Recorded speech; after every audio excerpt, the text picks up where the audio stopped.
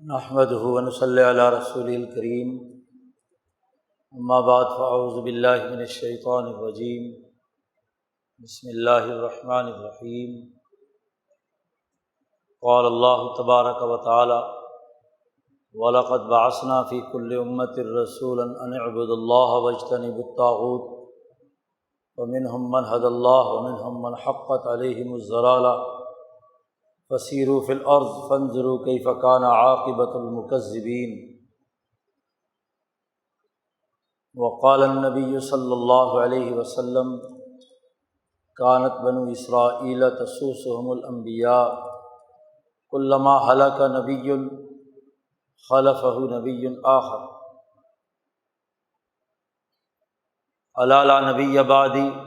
سیکون خلفاء فیکثرون۔ صدق اللہ مولانا العظیم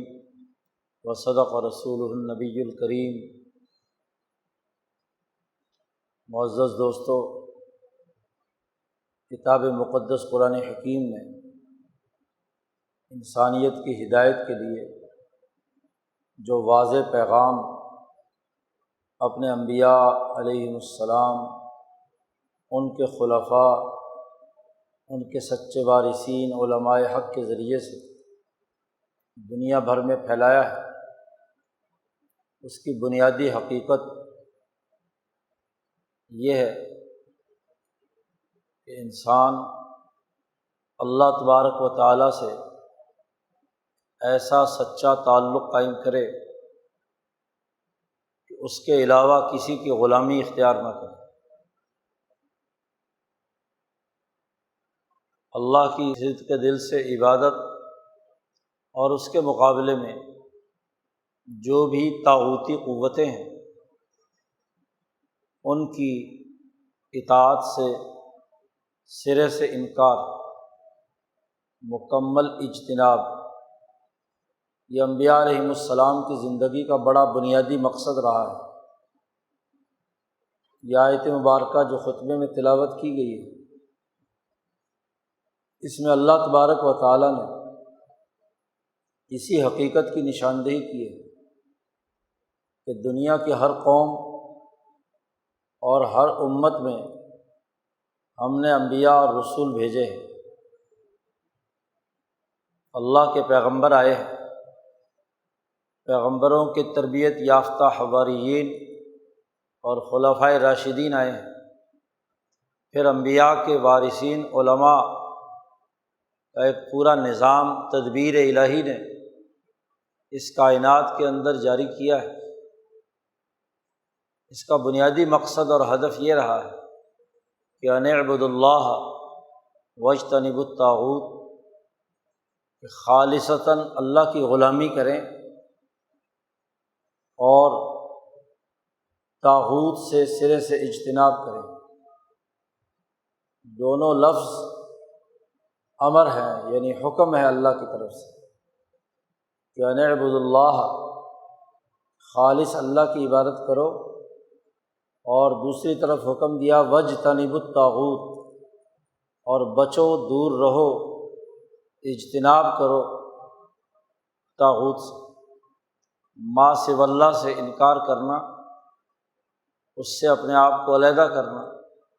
اور خالصتاً اللہ اور اس کے احکامات کی پاسداری کرنا۔ یہ ہر قوم میں آنے والے انبیاء، مصلحین،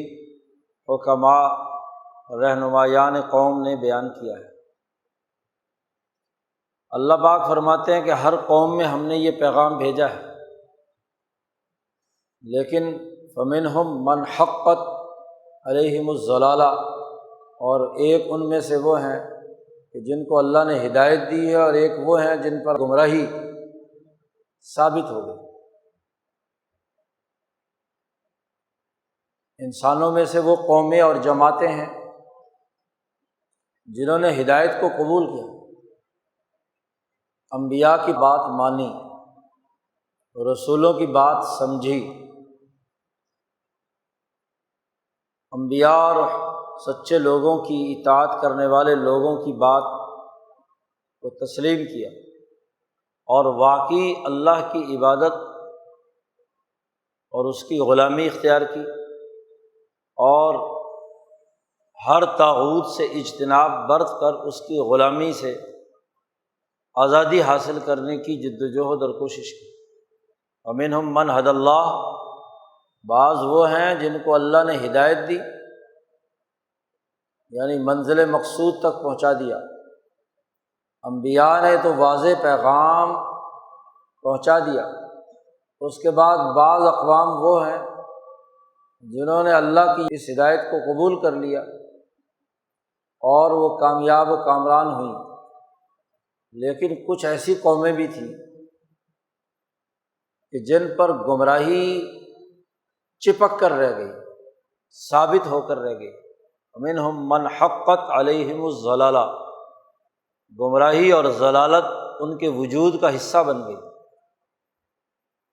ثابت ہو کر رہ گئی، روز روشن کی طرح واضح ہو گئی۔ پھر اس کے بعد اللہ پاک فرماتے ہیں کہ او لوگو ذرا زمین میں سیر کرو، فسیروا فی الارض، زمین میں سیر کرو، چلو پھرو اور دیکھو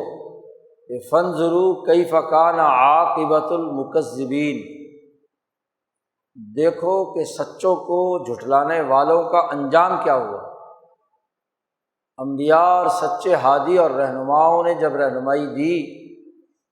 اور یہ سچا پیغام سنایا کہ ہر طاغوتی اور سامراجی قوت سے اجتناب برت کر صرف اور صرف اللہ کی غلامی اختیار کرو، تو جنہوں نے ان باتوں کو نہیں مانا، ان سچوں کو جھٹلایا، مکذب اسے کہتے ہیں جو جھٹلانے والا ہے۔ انہوں نے کہا کہ یہ انبیاء ایسے ہی باتیں کر رہے ہیں، رسولوں نے ایسی ہی باتیں کی، ان کے ان بات کا انکار کیا۔ انہوں نے کہا نہیں جی، ہم نے تو طاغوت کی پیروی کرنی ہے اور ہم نے صرف اللہ کی عبادت نہیں کرنی، اللہ کے ساتھ اور بہت سارے خدا بھی بنانے ہیں۔ جو عبادت ذات باری تعالیٰ کی ہونی تھی، جو غلامی اس کی اختیار کرنی تھی، وہ چھوڑ کر کسی طاغوت اور سامراج کی غلامی اختیار کی، اسے کہتے ہیں مکذب، جھٹلانے والا۔ سچوں کو جھٹلانے والا مکذب ہے۔ ایک ہے کاذب، جھوٹ بولنے والا، خود جھوٹی بات بیان کرنے والا، اور ایک یہ کہ جو سچ بات کہہ رہے ہیں انہیں جھٹلانا، یہ اس کذب سے بھی بڑھ کر بات ہے کہ آپ سچی اور حق بات کا انکار کر رہے ہیں، انہیں جھٹلا رہے ہیں جو اللہ نے ہدایت کے لیے جنہیں بھیجا، اللہ کے پیغام کو گویا کہ جھٹلا رہے ہیں، اس کے احکامات کو نظر انداز کر رہے ہیں۔ تو قرآن کہتا ہے ذرا زمین میں سیر کرو۔ ایک سیر جسمانی ہوتی ہے کہ انسان اپنے وجود اور جسم کے ساتھ دنیا بھر میں چلت پھرت اختیار کرے، اس کے لیے بہت سارے وسائل چاہیے۔ قرآن نے اس کے لیے سیاحت کا لفظ بھی استعمال کیا، فسیحوا فی الارض، سیاحت کرو، جاؤ دنیا بھر کو دیکھو۔ اور ایک سیر عقلی ہوتی ہے، علمی ہوتی ہے کہ قوموں کی علمی تاریخ معلوم کرو، ان کے حالات کا جائزہ لو۔ ضروری نہیں کہ تم خود بھی وہاں پہنچو۔ ایک عقل مند آدمی اپنی عقل کا استعمال کرتا ہے، اور عقل کا استعمال یہ ہے کہ وہ انسانی تاریخ کا مطالعہ کرے، قوموں کے حالات کا تجزیہ کرے، قومی اور بین الاقوامی حالات پر نظر رکھے، پورا جہان اس کے سامنے ہو، اس کے تخیل میں ہو، تمام اقوام کی حالت۔ اور یہ انبیاء علیہم السلام کا طریقہ کار رہا ہے۔ خود قرآن حکیم کا انداز و اسلوب یہ ہے کہ وہ آدم علیہ السلام سے لے کر عیسیٰ علیہ السلام تک خود بلکہ نبی اکرم صلی اللہ علیہ وسلم کی سیرت مبارکہ کے واقعات ایک تاریخی تسلسل اور واقعاتی حقائق کے تناظر میں بیان کرتا ہے، تاکہ قرآن حکیم پڑھنے والا اپنے اندر وہ علمی اور عقلی استعداد پیدا کرے جس سے انسانی تاریخ کا مطالعہ کرنے، اس سے نتائج حاصل کرنے کا اسے موقع ملے، اور پھر قرآن اس تاریخ کو بیان کرتے ہوئے بار بار یاد کراتا ہے۔ وَإِذْ قَالَ مُوسیٰ، یاد کرو، اذکروا، جب موسیٰ نے یہ بات کہی تھی، یاد کرو جب عیسیٰ نے یہ بات کہی تھی، تذکرہ کرو ایوب علیہ السلام کا، تذکرہ کرو داؤد سلیمان کا، تذکرہ کرو یوسف علیہ السلام کا۔ یہ ذہنی اور عقلی طور پر غور و فکر کی دعوت ہے کہ ان قوموں کی تاریخ کا مطالعہ کرو، اور قوموں کی تاریخ کا مطالعہ یہ ایسی سیر علمی ہے جس کے ذریعے سے حقائق منکشف ہوتے ہیں، پتہ چلتا ہے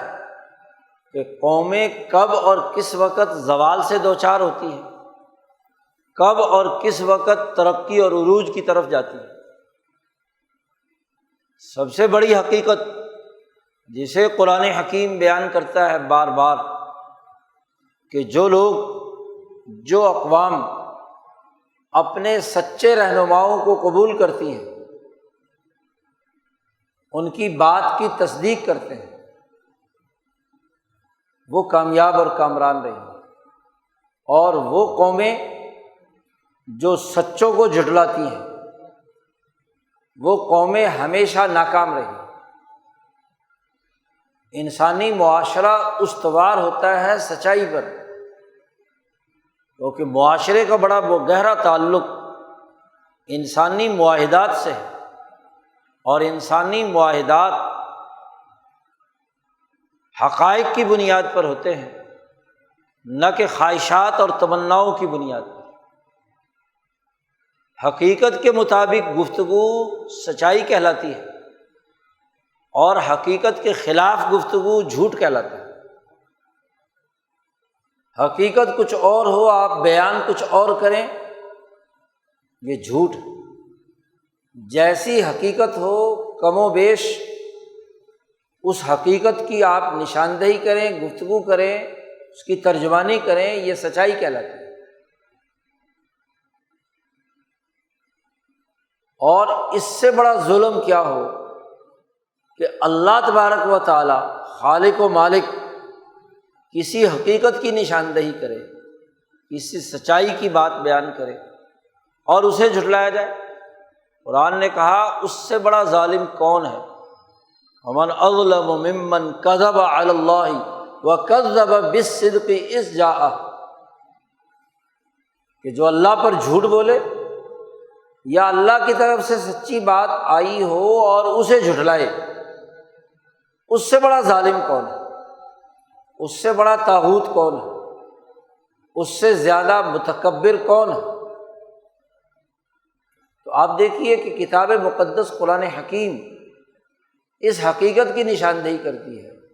کہ قوموں کی کامیابی سچائی پر مبنی ہوتی ہے،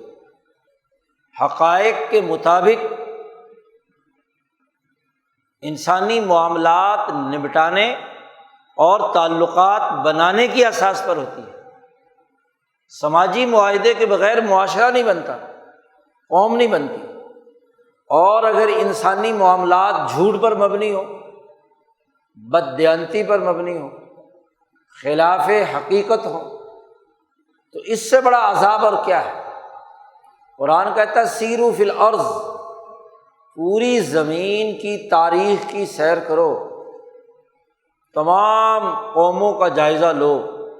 اس کرۂ ارض پر بسنے والی اقوام کا مطالعہ کرو، اور پھر کہا فانظروا، پھر دیکھو، فانظروا کیف کان عاقبۃ المکذبین، کیا انجام ہوا تھا ان لوگوں کا جنہوں نے جھٹلایا ہے۔ اپنی نظر تیز کرو، غور و فکر کرو، ظاہر ہے کہ حسی اور جسمانی مشاہدہ تو نہیں ہو سکتا۔ قوم عاد تباہ و برباد ہوئی تھی تو رسول اللہ صلی اللہ علیہ وسلم کے زمانے میں کہا جائے کہ اس قوم عاد کو جا کر دیکھو، تو کوئی قوم ماضی میں جا سکتی ہے؟ ہاں، ان کے کھنڈرات دیکھے جا سکتے ہیں۔ اس زمین پر جو لعنت برس رہی ہے وہ دیکھی جا سکتی ہے۔ نبی اکرم صلی اللہ علیہ وسلم جب ان کی آبادیوں میں سے گزرے تو حضور صلی اللہ علیہ وسلم نے فرمایا کہ یہاں عبرت کی نظر سے دیکھو، یہاں پر اللہ کی لعنت برسی ہے، اللہ کا عذاب آیا ہے، تو روتے پیٹتے ہوئے عبرت حاصل کر کے یہاں سے گزرو تو ٹھیک ہے، ورنہ تو ڈرو اللہ کے اس عذاب سے جب قومیں اپنے انبیاء کو جھٹلاتی ہیں تو کس قدر عذاب میں مبتلا ہوتی ہے۔ ذرا انجام دیکھو جھٹلانے والوں کا۔ قوم عاد کے ساتھ کیا ہوا، قوم ثمود کے ساتھ کیا ہوا، قوم صالح کے ساتھ کیا ہوا، قوم لوط اور قوم شعیب کے ساتھ کیا ہوا۔ خود موسیٰ علیہ السلام کی قوم کن کن مراحل اور مصیبتوں سے گزری جب انہوں نے انبیاء علیہ السلام کا انکار کیا، زمین میں فساد مچایا، تو کس طریقے سے ان پر اللہ نے عذاب کا کوڑا برسایا۔ تو قرآن حکیم نے کہا فانظروا، دیکھو، ماضی کی تاریخ پر نظر دوڑاؤ، جائزہ لو۔ یہ صرف اس لیے نہیں کہ ماضی کی تاریخ دیکھو اور گزر جاؤ، بلکہ اس لیے ہے کہ اس سے عبرت حاصل کر کے اپنے گرد و پیش کے حقائق کا جائزہ لو کہ کہیں ہم اجتماعی طور پر وہ جرم تو نہیں کر رہے جو قوم عاد نے کیا، قوم ثمود نے کیا، قوم شعیب نے کیا، کم تولنے، کم ناپنے، سود خوری کرنے، قوم سے جھوٹ بولنے، بددیانتی کا ارتکاب کرنے کا جو کام اقوام عالم نے کیا، اور ان کو اللہ نے ان کے کیے کی سزا دی۔ نظر تو تبھی فائدہ دیتی ہے، نظر مقدمات کو جوڑ کر کسی نتیجے تک پہنچتی ہے۔ وہ نظر ہی کیا ہے کہ جو چیزوں کو دیکھنے، مشاہدہ کرنے، مطالعہ کرنے کے بعد اپنے علم سے کسی نتیجے تک نہیں پہنچتی۔ ہر علم جب اپنے گرد و پیش کے حقائق سے جوڑا جاتا ہے تو اس سے ایک نتیجہ برآمد ہوتا ہے۔ دو باتیں کہیں، ایک تو سیر کرو اور ایک فانظروا، علمی مطالعہ اور مشاہدہ کرو اور پھر اس کے پر نظر بھی دوڑاؤ، توجہ دو، اور توجہ دینا اس سیر یا اس علم کے نتائج تک پہنچنا ہے۔ اگر صرف سیر کی جائے، علمی سیر کر لی جائے، عقلی سیر کر لی جائے، یا جسمانی سیر بھی کر لی جائے اور اسے ہوا میں اڑا دیا جائے، بس علم برائے علم حاصل ہو گیا کہ فلانی قوم پر عذاب آیا تھا، فلانے نے یہ حرکت کی تھی، فلاں نے یہ حرکت کی تھی، فلاں نے ترقی حاصل کی تھی، تو وہ صرف اور صرف دل پشوری کرنا ہے، خوش ہونا ہے، یا زیادہ سے زیادہ اپنے جسم اور وجود پر رونا پیٹنا یا حسرت اور ندامت کا پیدا کرنا ہے۔ قرآن نے کہا صرف سیر کافی نہیں ہے، سیر کے بعد اس پر نظر کرنا ضروری ہے، اور وہ نظر، وہ غور و فکر جو انسان کو ایک نتیجے تک پہنچائے، نتائج اس کے سامنے آئے۔ علم کے مطالعے یا حقائق کے ادراک کا آخری مطلب یہی ہوتا ہے کہ آدمی ان سے کچھ نتائج سمیٹے، ان کا تجزیہ کرے، غور و فکر کرے، ایک مطلب سمجھے۔ تو قرآن حکیم دعوت دے رہا ہے، اور دعوت بھی نظر کی دے رہا ہے اور نظر کا بڑا گہرا تعلق انسانی عقل سے ہے۔ ایک منطق، ایک لاجک، جس کا بنیادی مقصد یہ ہوتا ہے کہ مختلف مقدمات کو جوڑ کر ایک پورا سسٹم سمجھنا، اس کے امور کا جاننا، جانچ پرکھ کرنا، مختلف ڈاٹس ملا کر کسی ایک تجزیے تک پہنچنا، کسی ایک حقیقت کا ادراک کرنا، جبکہ اس کے جزوی پہلو بسا اوقات وہ حقیقت منکشف نہیں کرتے جو نظر و فکر سے حاصل ہوتی ہے۔ محض سیر سے تو کسی جزوی واقعے کا علم حاصل ہو سکتا ہے، اس کا ادراک ہو سکتا ہے۔ آپ نے علمی طور پر ایک چیز کا مشاہدہ کر لیا تو زیادہ سے زیادہ آپ کے دماغ میں ڈیٹا آ گیا۔ آدم علیہ السلام سے لے کر عیسیٰ علیہ السلام تک کے انبیاء اور ان کی پوری تاریخ کا الگ ایک ان کے واقعات، ان کے قصص، ان کے حقائق، ان کے جزوی پہلو وہ آپ کے سامنے آ گئے۔ قرآن کہتا ہے ان تمام کو ایک نظر سے دیکھو، ان کے تمام واقعات میں جو تناسب پایا جاتا ہے، نسبت پائی جاتی ہے، مشترکات پائے جاتے ہیں، ان کا جائزہ لو کہ ہدایت یافتہ جماعتوں کے رویے کیا رہے نوح علیہ السلام سے لے کر اب تک، اور ان کے جتنے مخالفین ہیں طاغوت، ان کے رویے کیا رہے، اور پھر ایک نتیجے تک پہنچو کہ تم اپنے آپ کا جائزہ لو کہ تم کہاں کھڑے ہو، تمہارا معاشرہ کہاں کھڑا ہے، تمہاری قوم کس جگہ پر ہے، کیا واقعی ان اعبدوا اللہ، اللہ کی غلامی کر رہے ہیں، یا اس کے مقابلے میں اجتناب طاغوت کے بجائے طاغوت کی غلامی کر رہے ہیں؟ کیا واقعی طاغوت کے اجتناب کی جو بنیادی حقیقت اور حکم اللہ تبارک و تعالیٰ نے کیا ہے اس پر کما حق عمل کر رہے ہیں، یا اللہ کی غلامی کا بھی دم بھرتے ہیں اور سامراج کی غلامی کا بھی دم بھرتے ہیں؟ بلکہ الٹا ایک اور کام بھی کہ اللہ کی غلامی کے نام پر سامراج کی غلامی کرتے ہیں، مذہب کا استعمال طاغوت کی غلامی کے لیے کیا جاتا ہے۔ تو یہ تو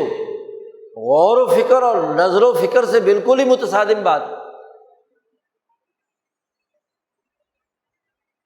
ایک جماعت وہ ہے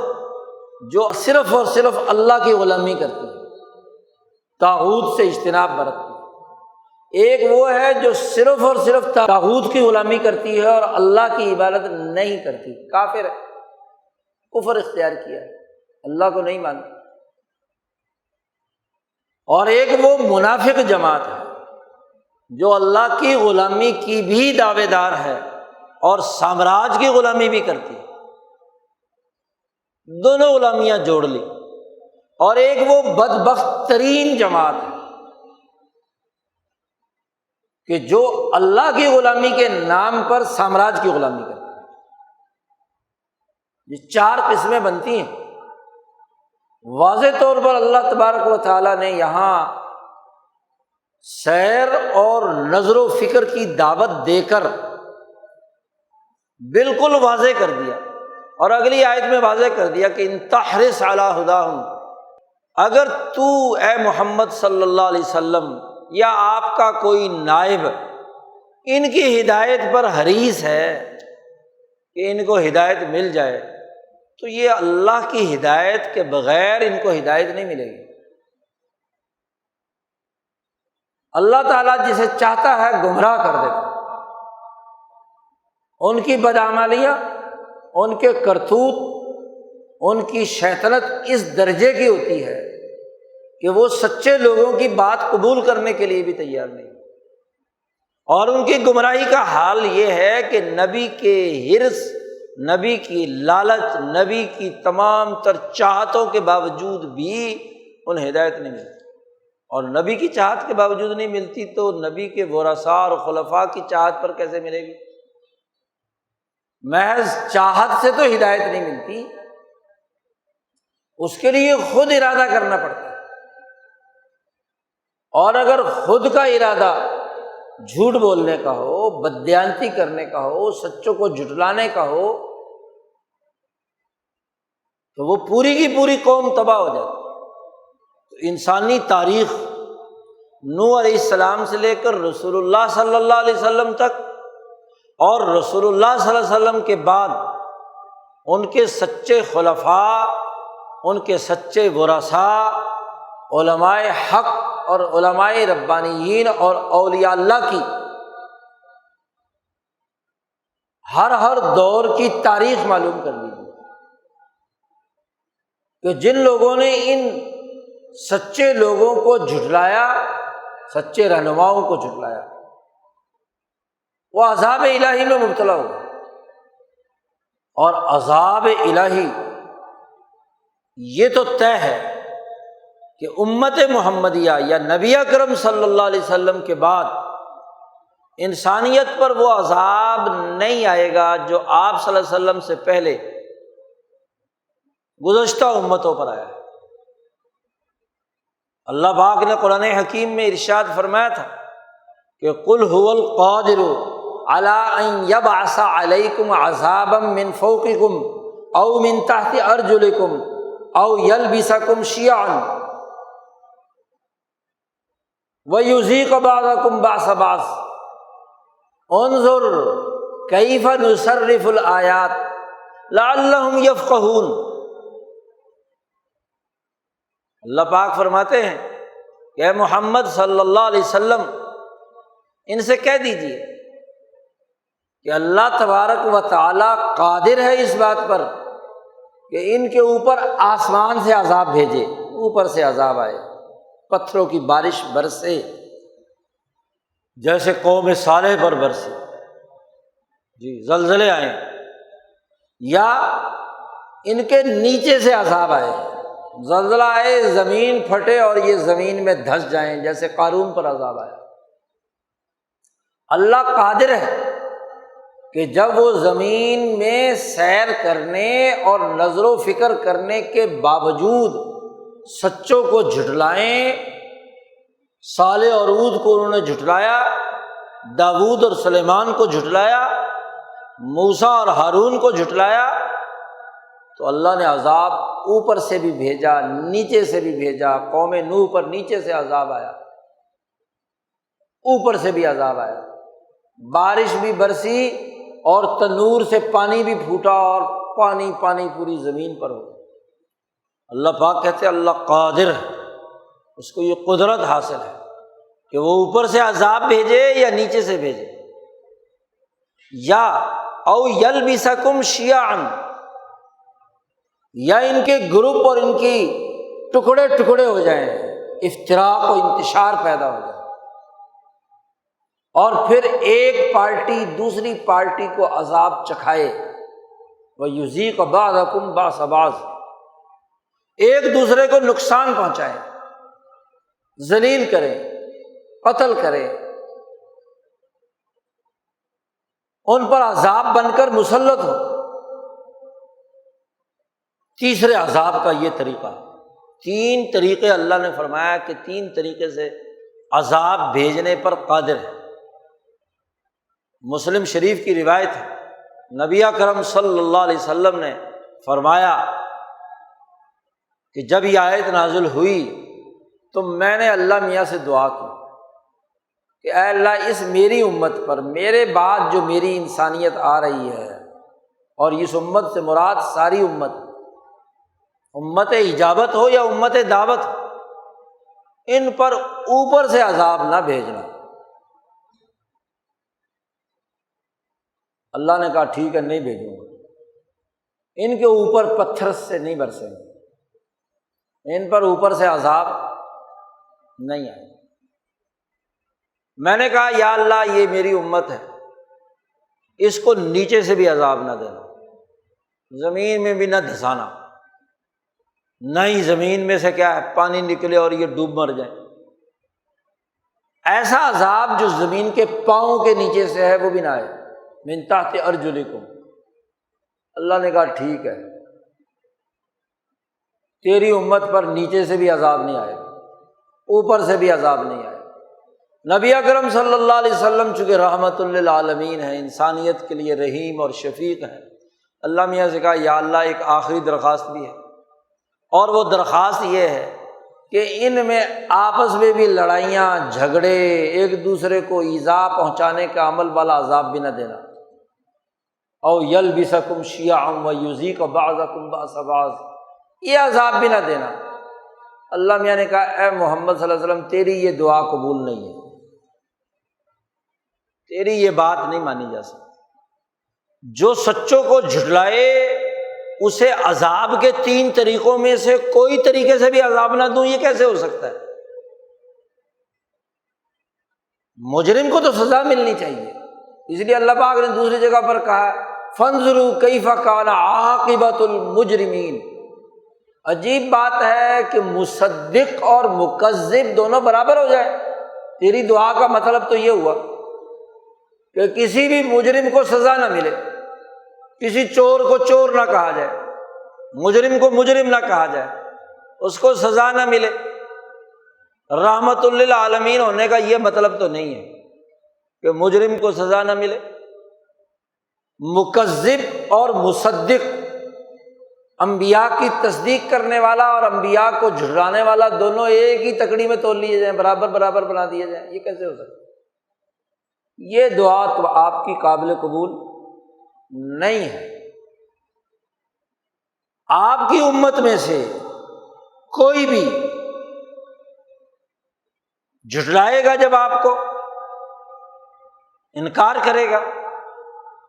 آپ کی بات نہیں مانے گا، اور اس کا تعلق انسانی مسائل سے ہوگا، اجتماعیت سے ہوگا، انسانیت کو نقصان پہنچانے سے متعلق ہوگا، میں اپنا حق تو کسی درجے میں معاف کر سکتا ہوں اور اس کا میں انتقام یا عذاب آخرت میں لے لوں گا۔ دنیا میں اگر کوئی انسانیت کے نقصان کا کام ہے اور اس کی میں سزا نہ دوں تو یہ کیسے ہو سکتا؟ او یلبسکم شیعا، یہ تو ضرور ہوگا۔ مسلمان اور کافروں کے درمیان بھی گروپ بازی ہوگی، وہ بھی لڑیں گے، خود مسلمانوں میں بھی فرقے اور جماعتیں ہوں گی، وہ بھی لڑیں گے، یذیق بعضکم بأس بعض، یہ افتراق و انتشار ضرور ہو، ورنہ تو کھرے کھوٹے کا پتہ ہی نہیں چلے گا۔ اللہ جاننا چاہتا ہے کہ کون سچا ہے اور کون جھوٹا ہے۔ وَلَقَدْ فَتَنَّا الَّذِينَ مِن قَبْلِهِمْ فَلَيَعْلَمَنَّ اللَّهُ الَّذِينَ صَدَقُوا وَلَيَعْلَمَنَّ الْكَاذِبِينَ، ہم نے پہلے لوگوں کا بھی امتحان لیا ہے، ان کو بھی فتنے میں مبتلا کیا ہے، یعنی آزمائش کی ہے، اور اس بات کو جاننے کے لیے کہ کون ان میں سے سچا ہے اور کون جھوٹا ہے، کون اسلام کا نام محض مفادات کے لیے لیتا ہے اور اسلام اور ایمان میں سچا ہے یا جھوٹا ہے، یہ فرق معلوم کرنا تو ضروری ہے۔ اللہ جاننا چاہتا ہے کہ کون ہے سچے اور کون ہے جھوٹے، تو اس کے بغیر تو امتحان بھی نہیں ہوگا۔ ساروں کو کچھ نہ کہا جائے، یہ بھی ٹھیک ہے جی، وہ بھی ٹھیک ہے جی، وہ بھی ٹھیک ہے، وہ بھی ٹھیک ہے، سارے ٹھیک ہے، تو جزا و سزا کا پورا سسٹم ہی تباہ ہو کر رہ جائے، اس لیے یہ سزا ضرور ہوگی۔ اور پھر اللہ پاک نے یہ بات بیان کر کے کہا انظر، اور قرآن پڑھنے والے سب سے پہلے تو محمد مصطفیٰ صلی اللہ علیہ وسلم سے کہا آپ دیکھیے، پھر کہا ہر وہ جو قرآن پڑھنے والا ہے کیف نصرف الآیات، ہم کیسے یہ آیات اور نشانیاں بار بار بیان کرتے ہیں، مختلف انداز اور اسلوب سے بیان کرتے ہیں، اس لیے بیان کرتے ہیں کہ لعلہم یفقہون، تاکہ ان میں سمجھ پیدا ہو جائے، تفقہ پیدا ہو جائے۔ نظر و فکر کا آخری نتیجہ فقاہت ہے۔ وہ نظر و فکر جو سمجھ پیدا نہ کرے، شعور پیدا نہ کرے، حقائق واضح نہ کرے، عقل و شعور کو نہ بڑھائے، تو اس نظر و فکر کا کیا فائدہ؟ سیر علمی یا عملی سے نظر و فکر پیدا ہوتی ہے، اور نظر و فکر کا نتیجہ فقاہت اور سمجھ کی صورت میں آتا ہے۔ تو ہم یہ آیات بار بار اس لیے بیان کرتے ہیں لعلہم یفقہون، تاکہ یہ فقاہت حاصل کریں، سمجھ پیدا کریں، شعور پیدا کریں، عقل بلند کریں،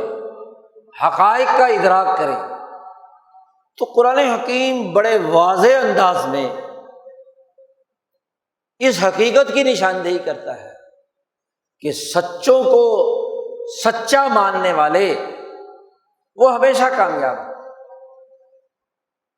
اور سچوں کو جھٹلانے والے ہمیشہ ناکام۔ اب یہ وہ بنیادی اساسی اصول ہے جو کتاب مقدس ان آیات میں ہمارے سامنے رکھتا ہے، اور یہ محض اس تناظر میں نہیں ہے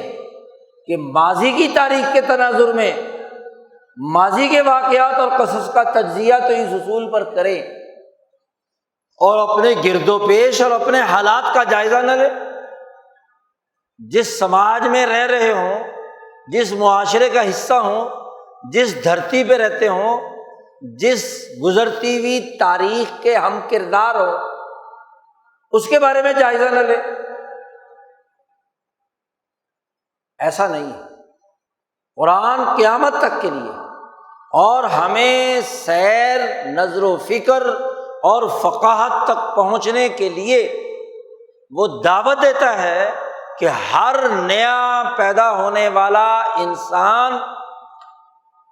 ہر وہ انسان جو مسلمان اور ایمان رکھتا ہے، ہر وہ فرد جو سچائی کا دل دادا ہے، وہ ان آیات کی روشنی میں اپنے گرد و پیش کے حقائق کا جائزہ لے کہ کیا ہم مصدقین میں سے ہیں یا مکذبین میں سے ہیں، اور کیا ہم مکذبین ہونے کی وجہ سے عذاب الہی کے انجام میں ہیں، یا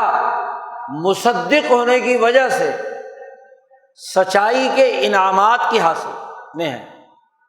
سچائی کے انعامات کیا ہیں؟ قرآن حکیم سچائی کے انعامات بیان کرتا ہے دنیا کے حوالے سے، کہ وہاں امن ہوتا ہے، وہاں خوشحالی ہوتی ہے، سیاسی اور معاشی ترقی ہوتی ہے، سماج بھرپور رفاقت اور ارتفاقات کے ساتھ ترقی کرتا ہے، ہموار طریقے سے آگے بڑھتا ہے، کوئی اس میں رخنا نہیں ہوتا۔ اور جو مکذبین ہیں، قرآن حکیم ان کے حوالے سے صاف کہتا ہے کہ فَأَذَاقَهَا اللَّهُ لِبَاسَ الْجُوعِ وَالْخَوْفِ بِمَا كَانُوا يَصْنَعُونَ، وہ اپنے اس جھٹلانے کے کرتوت کے سبب بھوک کے عذاب میں مبتلا ہوتے ہیں، خوف کے عذاب میں مبتلا ہوتے ہیں، بد امنی کی حالت میں زندگی بسر کرنے پر مجبور ہوتے ہیں۔ یہ مکذبین کی حالت ہے۔ آج ہمیں دیکھنا ہے کہ 250-300 سال سے ہم اللہ کے احکامات کے مصدق ہیں یا مکذب ہیں۔ دودھ کا دودھ پانی کا پانی ہو جائے، ہماری حالت کیا ہے؟ اللہ اور اس کا رسول تو کہتا ہے کہ دین غلبے کے لیے آیا ہے، اور ہم نے 300 سال سے مغلوبیت قبول کر لی۔ اللہ کا رسول کہتا ہے الاسلام یعلو ولا یعلی علیہ، اسلام غالب ہوتا ہے، مغلوبیت قبول نہیں کرتا۔ ہم کہتے ہیں کہ نہیں، مغلوبیت کے اندر زندگی بسر کرنی ہے، کیا فرق ہے ہمارے اس جھٹلانے کے نتیجے میں عذاب الہی میں آنے میں اور گزشتہ قوموں کے عذاب الہی میں مبتلا ہونے؟ نبی اکرم صلی اللہ علیہ وسلم تو ابو بکر صدیق سے کہیں کہ دیکھو مجھے کرۂ ارض کا مشرق و مغرب دکھایا گیا ہے، اور اے ابو بکر میری حکومت تمہارے اور عمر کے واسطے سے ان تمام علاقوں تک پہنچے گی جو مجھے دکھلائے گئے۔ ابو بکر صدیق کہتے ہیں کہ رسول اللہ نے مجھے وصیت کی تھی صلی اللہ علیہ وسلم کہ یہ کام کرنا ہے تم نے، یہ علاقے ہیں جو مجھے مشاہدہ کرائے گئے ہیں اور یہاں تک تمہیں پہنچنا ہے۔ ابو بکر صدیق رضی اللہ تعالیٰ عنہ نے فتنہ ارتداد کے خاتمے کے بعد صحابہ کو جمع کر کے جو خطاب کیا وہ یہ کہ محمد مصطفیٰ صلی اللہ علیہ وسلم نے مجھے حکم دیا تھا، مجھے وصیت کی تھی۔ ابو بکر وصی رسول اللہ ہے، جن کو وصیت کی ہے کہ تمہیں ان تمام علاقوں کو فتح کرنا ہے، اس لیے میں اپنی نظر دوڑا رہا ہوں شام کی طرف، تم میرے ساتھ چلو گے؟ میری نظر جہاں کام کر رہی ہے کہ مجھے شام کو اپنے زیر لگی لانا ہے، کیا تمہارے اندر یہ ارادہ اور عزم ہے کہ تم میرے ساتھ چل کر شام میں دین کے غلبے کے لیے کردار ادا کرو؟ تو صحابہ نے عرض کیا کہ اے اللہ کے نبی کے خلیفہ، آپ کی اطاعت ہم پر فرض ہے، آپ صرف حکم دیں، حکم کی پاسداری کرنا ہمارا کام۔ تو تمام نے بیک زبان یہ بات کہی تو راوی کہتے ہیں کہ ابو بکر صدیق کا پورا چہرہ خوشی اور سرور سے بھر گیا، سرشار ہو گیا کہ پوری جماعت بیک آواز اس نظر اور فکر اور نتیجے تک پہنچ گئی جہاں ابو بکر صدیق رضی اللہ تعالیٰ عنہ کی نظر جا رہی تھی اور جس کا حکم محمد مصطفیٰ صلی اللہ علیہ وسلم نے دیا تھا۔ اسی وقت انہوں نے یہ فیصلہ خطوط لکھ کر تمام گورنروں کو تحریر کر دی کہ سب لوگ مدینہ پہنچے، بہت بڑا لشکر تیار کر کے شام کی طرف بھیجا ابو بکر صدیق رضی اللہ تعالیٰ عنہ۔ غلبہ، آج وہ مغلوبیت ہم نے تسلیم کر لی تو ہم نے ابو بکر صدیق کو بھی جھٹلایا اور رسول اللہ صلی اللہ علیہ وسلم کو بھی جھٹلایا۔ اللہ کی پناہ کہ مغلوبیت مان کر بیٹھ گئے۔ دنیا کی 1.5 ارب مسلمانوں کی آبادی مغلوبیت تسلیم کر کے بیٹھی، غلبے کی جدوجہد اور سوچ اس کے دماغ سے نکل گئی۔ اللہ نے تو حکم دیا تھا ان اعبدوا اللہ واجتنبوا الطاغوت، یہ کہتی ہے بحیثیت مجموعی اپنی زبان حال سے، اور بہت سے تمہارے لیڈر تو ایسے ہیں جو زبان قال سے بھی کہتے ہیں، منہ سے بھی کہتے ہیں کہ ہم تو بھوکے ننگے ہیں، ہمیں تو ضرور طاغوت کی غلامی کرنی ہے، اس کے بغیر تو ہمارا گزارا ہی نہیں۔ اللہ کہتا اللہ کی عبادت کرو اور طاغوت سے بچو، ہم کہتے ہیں نہیں، طاغوت کی عبادت کریں گے اور اللہ کو ویسے ہی سجدے دکھا کر اسلام کے نام پر عبادت کے نعرے لگا کر خوش کر دیں گے۔ اس سے بڑی بدبختی کیا ہو سکتی؟ اس سے بڑا دھوکہ اور جھوٹ اور جھٹلانا کیا ہوگا کہ آج سے 77 سال پہلے ہم نے کہا کہ ریاست بنا رہے ہیں اسلام کے نام پر، لا الہ الا اللہ ہمارا مطلب ہے، جبکہ اس دور کی تاریخ چیخ چیخ کے بتلا رہی ہے کہ یہ کام لا الہ الا اللہ کے لیے نہیں کیا، امریکہ کی غلامی کے لیے،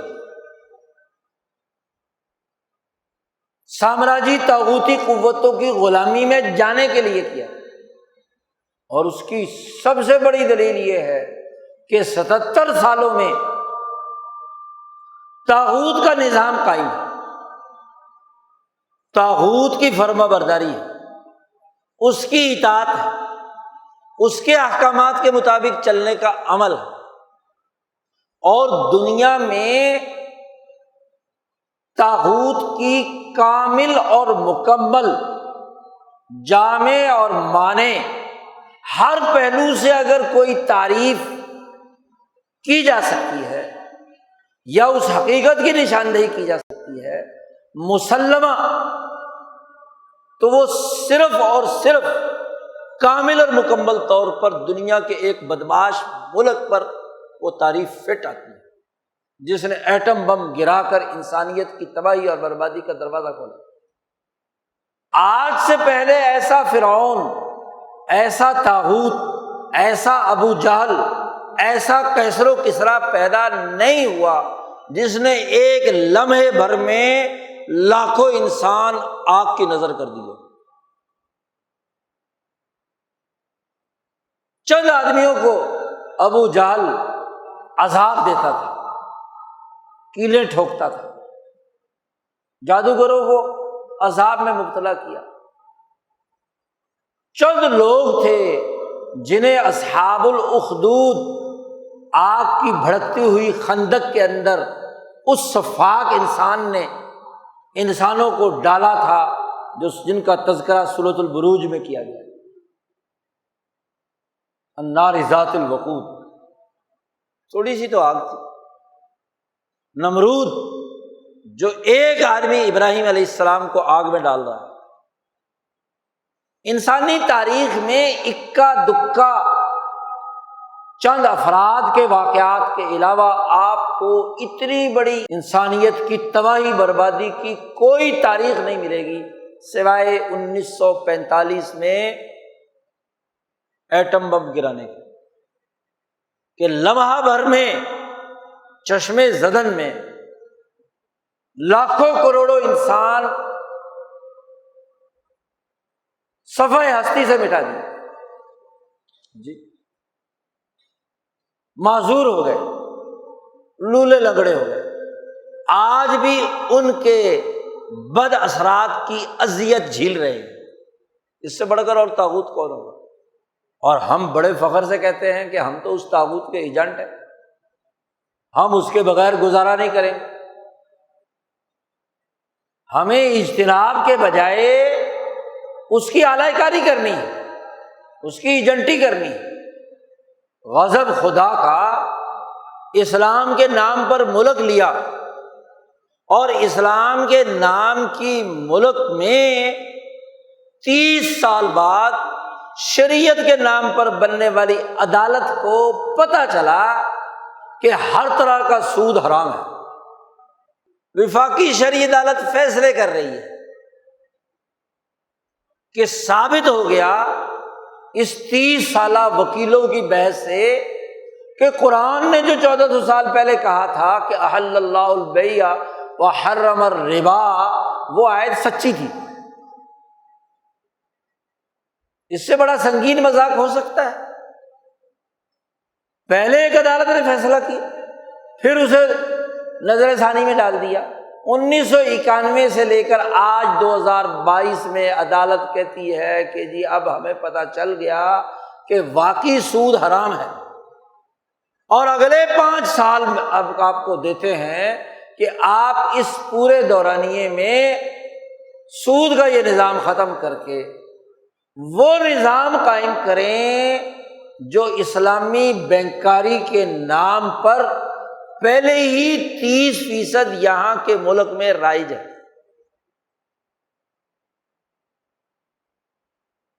70% بینکنگ کو اب بدلے ہیں اسلامی بینکاری۔ عجیب بات ہے، آسمان سے گرا، حضور میں اٹکا۔ یہ مان لینے کے بعد کہ یہ سود ہے،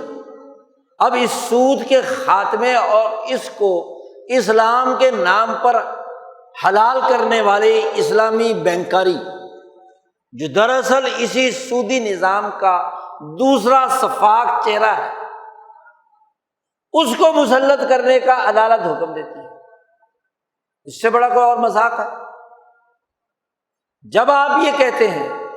کہ سود حرام ہے تو سود کی حرمت تقاضا کرتی ہے کہ کیپٹل کا بغیر کسی محنت کے ریٹرن حاصل کرنے کا عمل، جس میں استحصال کا، ظلم کا پورا نظام کار فرما ہو، وہ سود کے بد اثرات سے بچ سکتا ہے۔ کان ادھر سے نہیں ادھر سے پکڑ لیا۔ آج غریب آدمی کے لیے عام سودی نظام اتنا شفاف نہیں جتنا شفاف لوٹ کھسوٹ کا کام اس اسلامی بینکاری کے نام پر کیا جا رہا ہے۔ علماء کا متفقہ فتویٰ جاری ہو چکا ہے، یہ بینکاری اسلام کے نام پر جو ہے فراڈ ہے، دھوکہ ہے۔ اس کو بلا سود کہنا یہ انتہائی جرأت کی بات ہے۔ لوٹ کھسوٹ کا دوسرا ماحول ہے، یعنی ہم طاغوت سے اجتناب نہیں برت سکتے۔ آپ ہی بتائیے کہ یہ اسلامی بینکاری اسی اسٹیٹ بینک کے ماتحت جو IMF اور ورلڈ بینک کا غلام اور اس کے ملازمین چلا رہے ہیں، اسی کی اجازت سے یہ سارا کام چل رہا ہو، اور پھر کہے کہ نہیں جی یہ تو اسلامی ہے، بلا طاغوت کے ماتحت کوئی بھی کام اسلامی ہے، اس سے بڑھ کر منافقت اور کیا ہوگی؟ مکہ کے ابو جہل اور طاغوت کے تحت مدینے کے منافق مسجد ضرار بنا رہے ہیں، اور اس مسجد ضرار وہ اللہ پاک نے کہا کہ یہ مکے والوں کا مورچہ ہے، ارصاد لی من حارب اللہ ورسولہ من قبل، یہ مورچہ ہے ان لوگوں کا جو اللہ اور اس کے رسول کے سے جنگ لڑتے ہیں۔ مورچہ کیا کرتا ہے بھلا؟ وہ کیموفلاج کرتا ہے،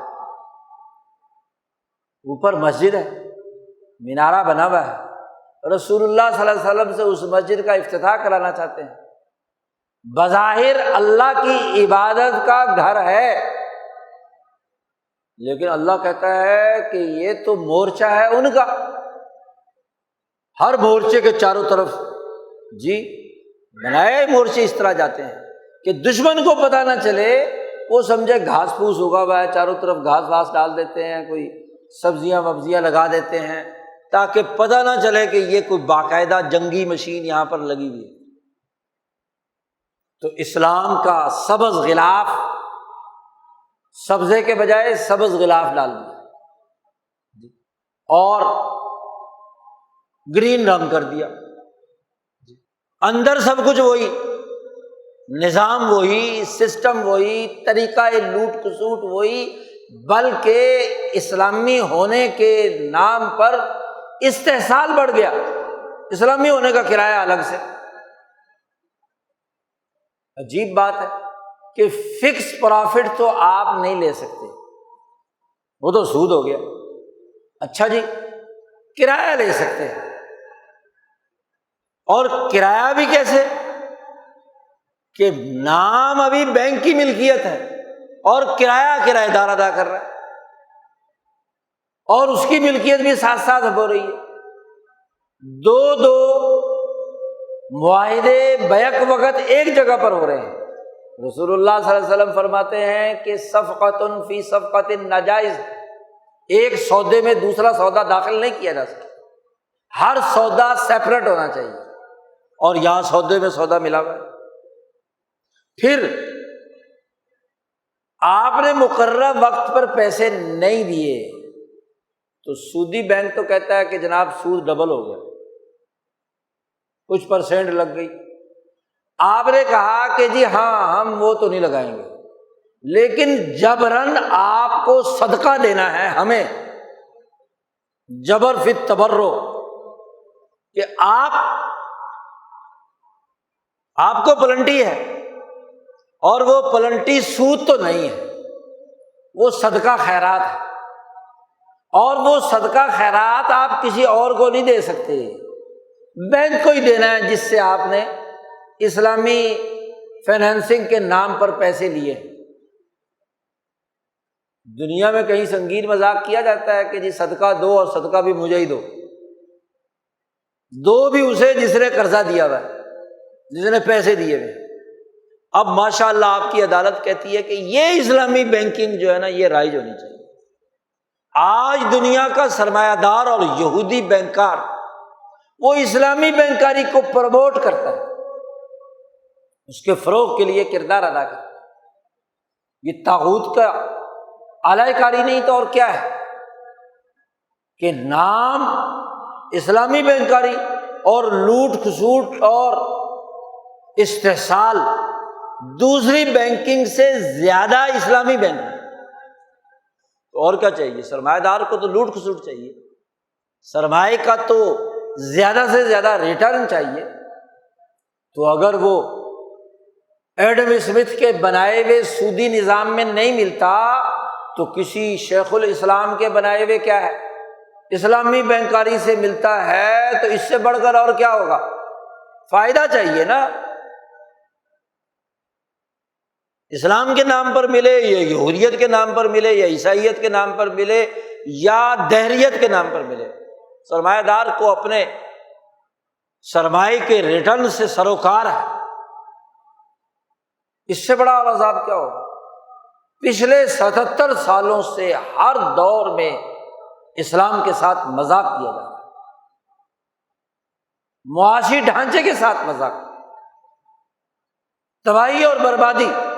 لوٹ کھسوٹ کا عمل، قرضوں پر قرضے اور ان قرضوں کی قسطوں کی ادائیگی کے لیے پھر قرضے، ایک عذاب میں مبتلا ہے، معاشی بھوک کے عذاب میں مبتلا۔ ہر آنے والی حکومت جانے والی حکومت کو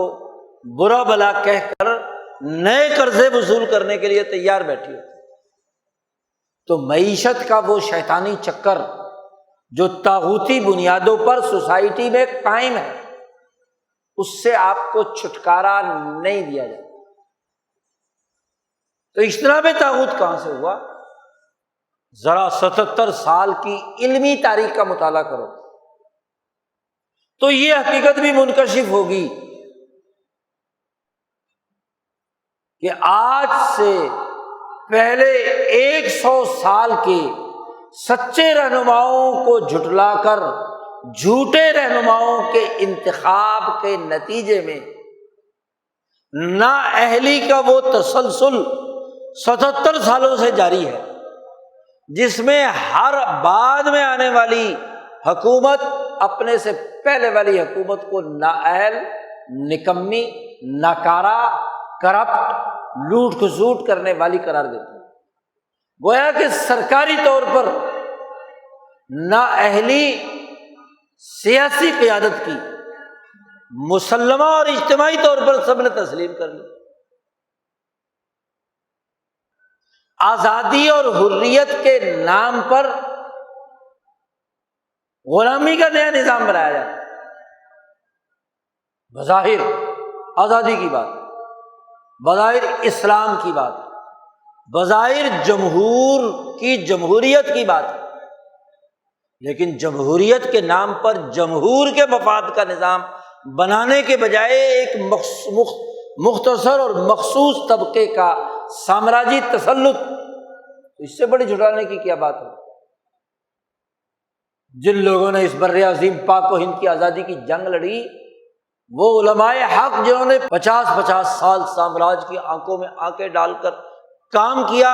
ان سچوں کو جھٹلایا۔ قرآن کہتا فسیروا فی الارض فانظروا کیف کان عاقبۃ المکذبین۔ ان سچے اولیاء اللہ، علماء ربانیین کو جھٹلانے کا عذاب کیا ہوا؟ اس عذاب کی حالت یہ ہے کہ آج ان 77 سالوں بعد کھل کر سب کو پتہ چل گیا کہ ان 77 سالوں میں کب اور کس وقت امریکہ نے اس ملک میں مداخلت کر کے آپ کی آزادی کے اوپر ایک بہت بڑا بٹا لگایا کہ یہ آزاد قوم نہیں ہے، غلام قوم، یہ ہماری ہدایات کی پابند ہے۔ کب اور کس وقت ہماری حکمران طاقتوں کو حکم دیا کہ یہ کام کرنا ہے، کب انہیں ذلیل اور رسوا کیا، کب ان کو ہدایات دی۔ اور اگر کسی کو کوئی شک ہو اور ابھی بھی علمی سیر کرنے کے بجائے محض پراپگنڈے کے زیر اثر ہو، تو امریکی وزارت خارجہ کی پوری ویب سائٹ 1945 سے لے کر آج سے 30 سال پہلے تک کے تمام وہ ڈی کلاسیفائی جو انہوں نے ڈاکومنٹس کیے ہیں، کم از کم انہی کی علمی سیر کر لے، انہی کو دیکھ لے کہ کس وقت کس امریکی صدر وزیر خارجہ نے آپ کے صدر اور آپ کے وزیر خارجہ کو کیا حکم دیا، آپ کے وزیر اعظم کو کیا حکم دیا، آپ کی اسٹیبلشمنٹ کو کیا حکم دیا، اور کس ذلت کے ساتھ آپ کے سفارتکاروں کے ساتھ پیش آئے۔ تاریخی پڑھ لو، قرآن نے دعوت دی ہے، سیرو فی الارض، زمین میں سیر کرو۔ اور آج تو یہ سیر بڑی آسان ہو گئی، پرانے زمانے میں تو کتابیں تلاش کرو، لائبریریوں میں جاؤ اور بڑی بڑی جلدیں ہیں وہ ساری کی ساری پڑھو، ہاں جی، کتاب ایشو کروانا، پڑھنا پڑھانا ایک بہت بڑا کام تھا۔ اب تو ایک کلک پر ہے، 300 سال کی پوری تاریخ نیٹ پر موجود ہے کہ کس خطے میں کس قوم میں حریت پسند تھے، کون کون تھے، اور اس قوم کے غدار، مفاد پرست، قوم کو بیچنے والے، طاغوت کے ایجنٹ، عالمی طاغوتی قوتوں کے اعلی کار کون کون تھے، مطالعہ کر لو، سیرو فی الارض۔ اور قرآن نے یہ حکم دیا ہے مسلمانوں کو کہ زمین میں سیر کرو، سیرو فی الارض، اور فانظروا، اور پھر نظر دوڑاؤ۔ ماضی کی تاریخ کے بجائے اگر تم اس 300 سالہ دور کی تاریخ کا ہی مطالعہ کر لو، فانظروا، نظر و فکر کے ساتھ، صرف ناول پڑھنے کے لیے نہیں، افسانے کے طور پر نہیں، محض دل پشوری کرنے کے لیے نہیں، محض ذہنی کیتھارسس کے لیے نہیں، بلکہ نظر و فکر، نتائج تک پہنچنے کے لیے، حقائق تک رسائی حاصل کرنے کے لیے۔ تو فانظروا، دیکھو، اور پھر دیکھو کہ جن جن غداروں نے جو جو ارتکاب کیا ان کے ساتھ کیا معاملہ ہوا، ان کا انجام کیا ہوا، میر جعفر کا کیا انجام ہوا، میر صادق کا کیا انجام ہوا، مولوی رجب علی کا کیا انجام ہوا، حکیم شمس الدین کا کیا انجام ہوا، کس کس غدار کے ساتھ کیا کیا معاملہ ہوا، اور کس کس حریت پسند کی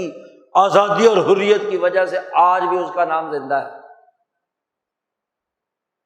دنیا کی تاریخ میں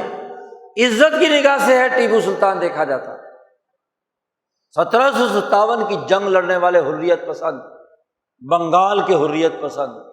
1857 کے حریت پسند، فریڈم فائٹر، دنیا کی قومیں انہیں سلام پیش کرتی ہیں۔ خود وہ انگریز جن کے خلاف انہوں نے جد و جہد کی، انہوں نے تسلیم کیا کہ بڑے سورما، بڑے دلیر، ہاں جی، آزادی اور حریت کے لیے کام کرنے والے لوگ۔ اور وہ غداران وطن جنہوں نے اس قوم کو غلام بنانے اور طاغوت کے ساتھ رشتے اور ناطے جوڑے، ان کی ذلت کی پوری تاریخ بھی موجود ہے۔ کون کون غدار اس کو ٹیشو پیپر کی طرح استعمال کر کے کب کیا ہے ردی کی ٹوکری میں پھینک دیا گیا، سامراجی مقاصد کے لیے۔ آپ کی پوری تاریخ موجود ہے، کہ کس کس حکمران کو کس کس مرحلے پہ استعمال کر کے ردی کی ٹوکری میں پھینک دیا گیا۔ فانظروا کیف کان عاقبۃ المجرمین، مکذبین، ان کے انجام دیکھو کہ غداران وطن کا رزلٹ کیا نکلا۔ تو قرآن حکیم نظر عبرت، اور نظر عبرت کہتے ہیں، عبرت کا مطلب ہوتا ہے اپنے ذہن کو ایک منظرنامے سے دوسرے منظرنامے کی طرف عبور کروانا، یہاں سے گزر کر دماغ ادھر چلا جائے، اس کو کہتے ہیں عبرت۔ عبرت عبور سے ہے کہ ذہن ایک جگہ سے عبور کر کے دوسری جگہ پہ چلا جائے۔ اور قرآن حکیم کہتا ہے یہ عبرت وہی لوگ حاصل کرتے ہیں جو اولو الالباب ہوتے ہیں، عقل مند ہوتے ہیں، جن کی کھوپڑی میں مغز ہے، اور جو صرف گھس بھرا ہوا ہے، جنہوں نے نہ کبھی پڑھا، نہ لکھا، نہ دیکھا، نہ لینا نہ دینا، وہ بیچارے اس واقعے کی جزیات کے اندر ہی کھو جاتے ہیں کہ ملکہ وکٹوریہ کا لباس کیسا تھا، اس کے گھوڑے کیسے تھے، اس کے خادم کیسے تھے، اس کا کرن و فر کیسا تھا، وکٹورین کلچر کے پروٹوکول کیا تھے، وہ پروٹوکول ہم کیوں نہ اختیار کر لیں۔ بھائی وکٹورین کلچر کی بنیاد تو 1835 میں ملکہ وکٹوریہ نے جب پوری دنیا پر حکمرانی حاصل کر لی، تسلط حاصل کر لیا، تو اپنے رعب اور دبدبے کو قائم رکھنے کے لیے دنیا بھر کے وسائل لوٹ لیے، تو ان کے لیے وہ وکٹورین کلچر بنایا تھا۔ اور جیسے ہی 1945-44 میں جنگ عظیم دوم ختم ہوئی اور برطانیہ سکڑ کر ایک جزیرے کے اندر رہ گیا، تو انہوں نے تو فوراً وکٹورین کلچر ختم کر کے وزیر اعظم کو 10 مرلے کے ایک گھر میں بند کر دیا کہ کرو فر ختم، وزیر صاحب اپنا بیگ اٹھاؤ اور خود ٹرین پر اکیلے جایا کرو، کوئی کرو فر نہیں ہو۔ لیکن یہ مجنون جو آزادی کے نام پر، جن پر اربوں روپے کا قرضہ، یہ ان کی نقل اتار رہے ہیں کہ وزیر اعظم کا ایسا پروٹوکول ہوگا، صدر کا ایسا پروٹوکول ہوگا، ہاں جی اتنے وزیر اعظم ہاؤس ہوں گے، ان کا خرچہ ہاں جی حکومت سرکار دے گی۔ جی عجیب تماشا، دنیا میں پھیلتی ہوئی سلطنت جب سکڑی تو انہوں نے وکٹورین کلچر ختم کر دیا، اور جنہوں نے نئی غلامی میں قدم رکھا انہوں نے کہا کہ نہیں جی اب ہمیں نام نہاد آزادی کے نام پر نئے سے نئے پروٹوکول۔ ایک پٹواری بھی لاہور اور کراچی کا سمایا نہیں جاتا، اس کا پروٹوکول ہی اتنا ہے، تو یہاں کا صدر، وزیر اعظم اور حکمران اور گورنر اور وزیر اعلیٰ، ان کے پروٹوکول کیا ہوں گے؟ اس سے بڑا عذاب اور کیا ہے کہ قرضے پہ قرضہ لے رہے ہیں اور خرچے اسی کے اسی طرح ہیں، غلام، اور دعویٰ ہے ہاں جی وکٹورین کلچر اختیار کر لیں، دعویٰ ہے اس پروٹوکول کے قیدی بننے کا جو صرف نفسانی تسکین کرتا ہے۔ یہی یورپ اور امریکہ میں جاتے اپنے بیگ خود اٹھانے پڑتے ہیں، سڑک خود پیدل پار کرنی پڑتی ہے، اور یہاں ہے تو سب سے زیادہ کیا ہے عیاش حکمران ہم پر مسلط کیے جاتے ہیں۔ تو طاغوتی نظام کی پوری تاریخ پڑھنا، اور قرآن کہتا ہے یہ سارا پڑھنا، یہ نظر و فکر اس لیے ہے کہ کیف نصرف الآیات لعلہم یفقہون، شاید کہ ان کو سمجھ آ جائے، شعور آ جائے، فقاہت کے لیے ہے، سمجھ کے لیے۔ اور اگر سمجھ نہیں حاصل ہو رہی تو اس کا مطلب نظر نہیں ہے، اور اگر نظر و فکر نہیں ہے تو اس کا مطلب ہے کہ سیر علمی نہیں ہوئی، علم نہیں ہے، اور اگر علم ہونے کے باوجود کھچرا پن ہے تو اس سے بڑی ذلت اور تکذیب اور کوئی نہیں ہو سکتی۔ وہی مکذب کہلاتا ہے جو جانتا تو ہے لیکن جاننے کے باوجود جھٹلاتا ہے۔ وہ آدمی جو جانتا نہیں ہے، جاہل ہے، اس کو تو پھر بھی کچھ موقع مل سکتا ہے کہ جہالت کی وجہ سے اللہ میاں اس سے کہے کہ شاید اس کو نہیں پتہ تھا، تو کچھ نہ کچھ نرمی برتی جا سکتی ہے کہ جو مجھے قانون کا پتہ نہیں تھا، اگرچہ خود جہالت رکھنا بھی جرم ہے، اس کی بھی الگ سے سزا ہے، لیکن جو جانے بوجھے دیکھے بھالے سب کچھ پتہ ہو اور پھر سچوں کو جھٹلائے تو اس کے نتیجے میں تو سوائے عذاب کے اور کچھ نہیں۔ نبی اکرم صلی اللہ علیہ وسلم سے ایک صحابی نے پوچھا کہ متی الساعہ، قیامت کب آئے گی؟ رسول اللہ صلی اللہ علیہ وسلم نے فرمایا اذا ضیعت الامانات، جب امانتیں ضائع ہونے لگ جائیں۔ وہ بیچارہ عرب دیہاتی تھا، کہنے لگا یا رسول اللہ کیسے؟ یہ بھی ہو سکتا ہے کہ لوگ امانت میں خیانت کریں گے، امانتیں ضائع ہوں گی؟ کیسے ضائع ہوں گی؟ آدمی کے پاس کوئی امانت ہو تو کوئی آدمی اس کے اندر خیانت کرے گا، یہ بھلا ہو سکتا ہے؟ کیسے ہو؟ سوال کر دیا رسول اللہ صلی اللہ علیہ وسلم۔ تو آپ صلی اللہ علیہ وسلم نے فرمایا کہ ہاں، امانتیں تب ضائع ہوں گی کہ اذا وسد الامر الی غیر اہلہ، جب حکومتوں کی باغ ڈور نااہلوں کی سپرد ہو جائے۔ اور اگر کسی ملک کے 77 سالہ حکمران ہر آنے والی سرکار کی نظر میں نااہل ہیں تو ان کی نااہلیت پر تو عدلیہ، انتظامیہ، مقننہ اور حکومتوں کا اتفاق ہے، اور ایسے نااہل کسی ملک پر مسلط ہوں تو اس کے نتیجے میں اس قوم کی قیامت واقع نہیں ہوگی تو اور کیا ہوگی؟ وہ عذاب میں مبتلا نہیں ہوگا تو اور کیا ہوگا؟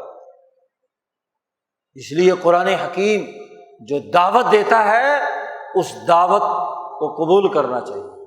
حکم دیتا ہے کہ علمی سیر کرو، حقائق کا ادراک کرو، وہ تمام آپ کے خطے سے متعلق تاریخی حقائق جو خود طاغوت نے پچھلے 300 سال سے مرتب کر کے رکھ دیے ہیں، ان کا مطالعہ کرو، اس پر نظر و فکر کرو اور اس کو سمجھداری کے ساتھ سمجھو، تب تو کامیابی ہے۔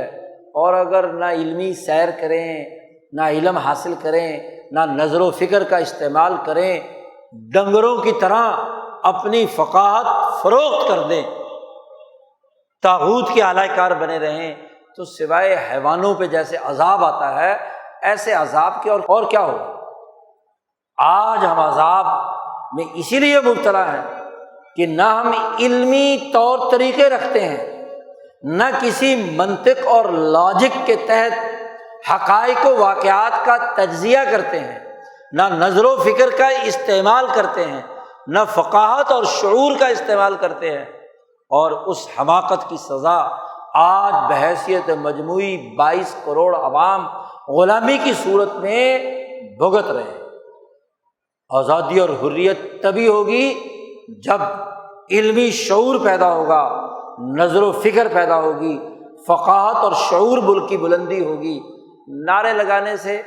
امریکہ مرد آباد کہنے سے، آزادی اور حریت کے نام پر جذباتی عقیدت مندوں کے جتھے جمع کر دینے سے تبدیلیاں نہیں آتی، معاشرے نہیں بدلتے۔ عجیب ملک ہے کہ یہاں وہ لوگ جو طاغوت کی ایجنٹی کرتے ہیں وہ کہتے ہیں جی ہمیں تو اب کسی آزادی کی ضرورت نہیں ہے، ہم تو وینٹیلیٹر پر پڑے ہوئے ہیں، ہمیں تو بھکاری ہیں، بھیک ملے گی تو نظام چلے گا۔ اور ایک طرف وہ تماشبین ہیں کہ جو آزادی کے نام پر نعرے تو لگاتے ہیں،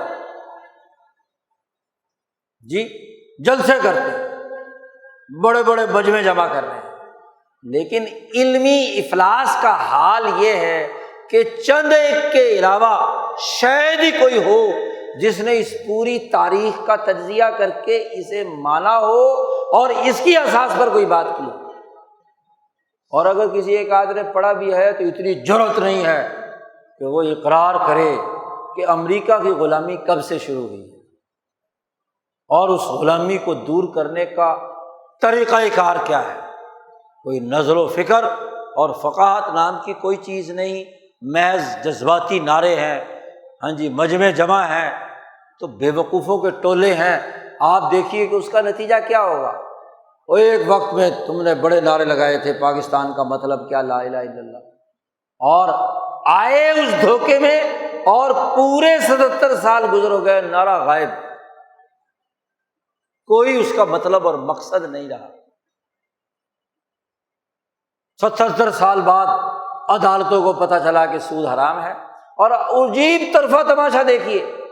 حکومت سمیت 68 درخواستیں اس فیصلے کے خلاف بھی سپریم کورٹ میں دائر ہو چکی ہیں کہ اچھا وفاقی شرعی عدالت کو پتہ چل گیا کہ سود حرام ہے تو کیسے حرام ہے، اس کے خلاف اس فیصلے کو کالعدم قرار دیا جائے اور اس کو دوبارہ اس کی سماعت کی جائے۔ عدالت میں حکومت سمیت درخواستیں پہنچ چکی ہیں کہ جی یہ جو آپ کو پتہ چلا ہے کہ سود حرام ہے یہ غلط ہے، اس پر دوبارہ نظر ثانی کی جائے، دیکھا جائے۔ پہلے بھی کئی دفعہ تماشا ہو چکا، اب پھر تماشا شروع ہو جائے گا۔ تو اس سے بڑا سنگین مذاق اللہ کی عبادت، اللہ کے احکامات کے ساتھ اور کیا ہوگا۔ اللہ پاک ہمیں اجتماعی طور پر اس سے توبہ کرنے، طاغوت سے اجتناب کرنے اور خالصتاً اللہ اور اس کے رسول کے احکامات کی فقاہت، سمجھ اور عقل کے ساتھ اتباع کرنے کی توفیق عطا فرمائے۔ وآخر دعوانا الحمد للہ رب العالمین۔